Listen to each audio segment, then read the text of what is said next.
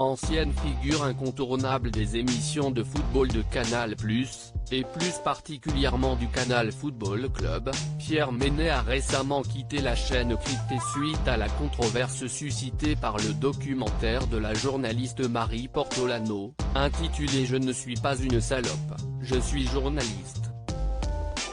Désormais, l'ancienne acolyte d'Hervé Matou officie sur la plateforme Pierrot le Foot, éditée par le groupe Reworld Media.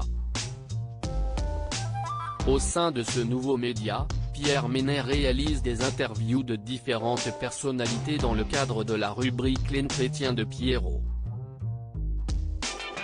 Le journaliste sportif recevait à ce titre l'ancien polémiste de CNOO Éric Zemmour mardi 2 novembre 2021.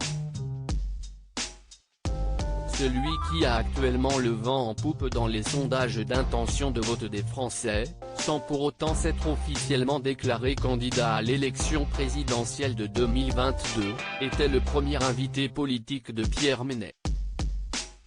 Après l'avoir remercié dans un premier temps, le journaliste sportif a ensuite tenté un petit coup de poker avant de lancer leur entretien. Avant de vous poser votre première question, j'ai une faveur à vous demander. Comme je lance cette plateforme, Pierrot le Foot, note de la rédaction, j'aurais besoin d'un petit scoop. Vous ne voudriez pas m'annoncer votre candidature à l'élection présidentielle de 2022, note de la rédaction, a ainsi lancé Pierre Ménès.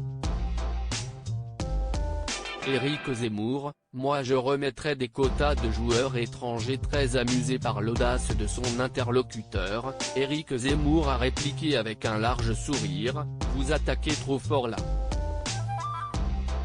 J'aurais essayé quand même, a ensuite lâché le journaliste sportif. Au cours de cet entretien, celui qui a été contraint de se retirer de l'antenne de CNOO suite à une décision du CSA a notamment évoqué ses souvenirs d'enfance au Parc des Princes. Éric Zemmour a par ailleurs précisé qu'il se rend toujours au stade, même s'il a moins le temps désormais. Moi je remettrai des quotas de joueurs étrangers. Je sais que Platini a essayé quand il était président de l'UEFA et qu'il a échoué. Je sais que CST voué à l'échec, mais je vous dis que ce que j'aimerais dans l'idéal, a également déclaré l'éditorialiste, qui ne semble donc pas satisfait de l'évolution du football au fil des années. Loading budget.